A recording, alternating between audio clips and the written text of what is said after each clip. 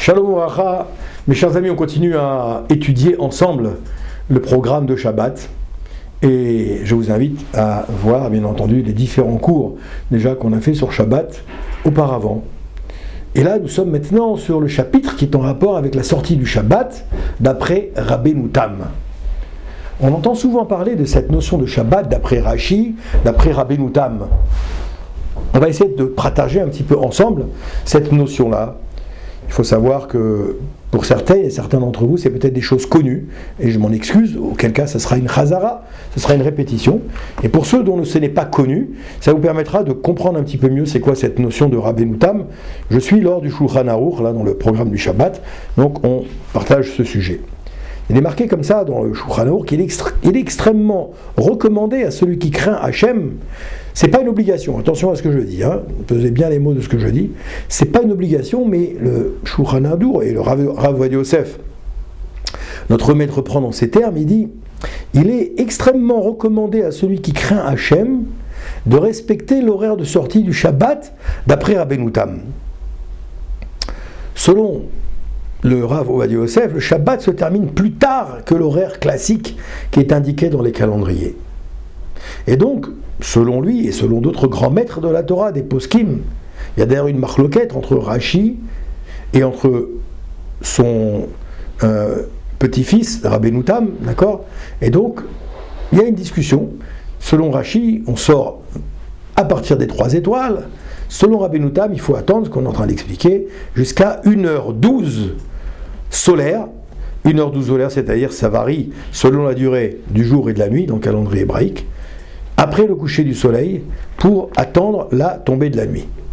Donc la définition de Rabbeinu Tam, c'est la sortie du Shabbat 1h12, c'est-à-dire 1h12 après la Shkia, c'est-à-dire après le coucher du soleil.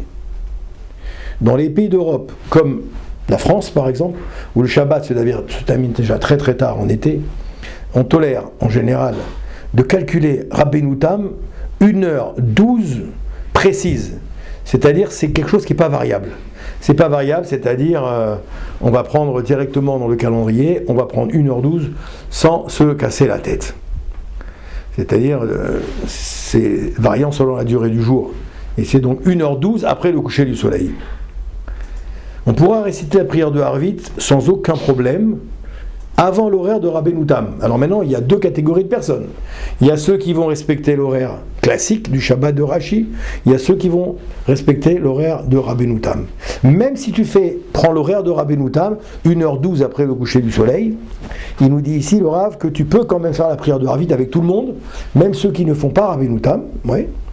Et tu pourras réciter donc également la Havdalah, en laissant une personne qui ne suit pas Rabbeinu Tam, allumer la bougie, puisque toi tu n'as pas encore fait sortir Shabbat, puisque tu fais Rabbeinu Tam 1h15 après le coucher du soleil, mais ton ami, ton frère, la personne chez qui tu es invité, lui il ne fait pas Rabbeinu Tam, donc tu peux t'associer à la Havdalah, mais c'est pas toi qui vas allumer la bougie. On s'efforcera donc de ne pas accomplir de travaux interdits par la Torah pendant ce laps de temps.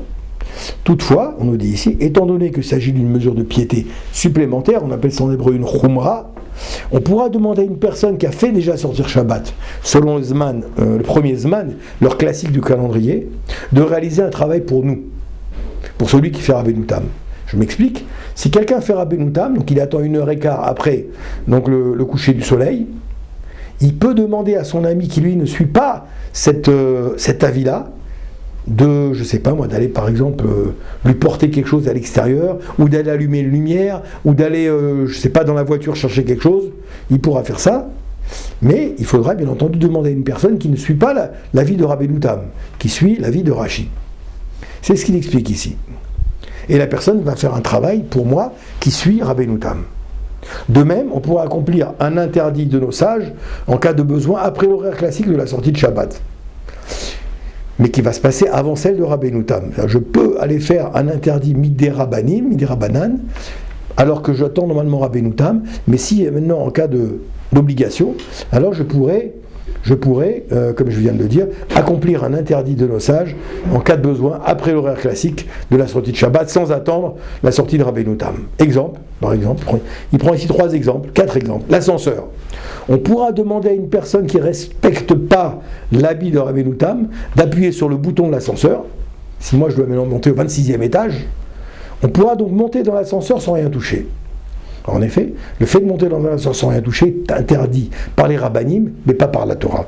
La Torah n'interdit pas que tu montes dans les ascenseurs, quelqu'un d'autre va appuyer sur le bouton pour toi. C'est pas un interdit de Raïta, c'est un interdit des Rabbanan.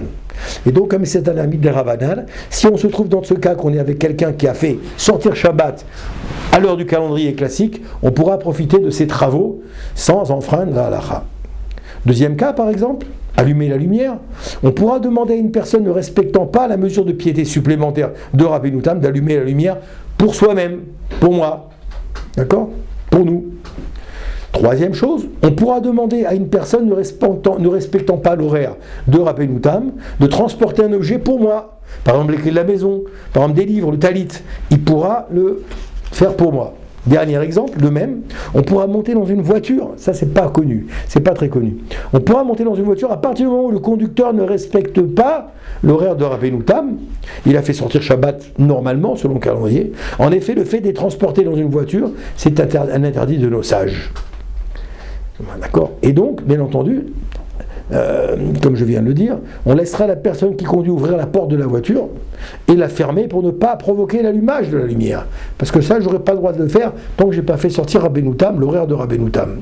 Ou ouvrant la porte, si la porte va déclencher une lumière. Alors voilà, quelques petites halakhot simples qui ne vous obligent pas. Comme je l'ai dit encore une fois, il y a ce qu'on doit faire selon Shulchan Aruch, c'est le premier horaire de Shabbat, et ensuite des Chumrot.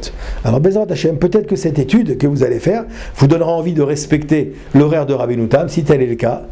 D'avo la bracha, qu'Akadosh Baruch Hu vous bénisse, il vous protège pour ces décisions que vous allez prendre suite à ce genre d'études. Bracha ve'atzlacha.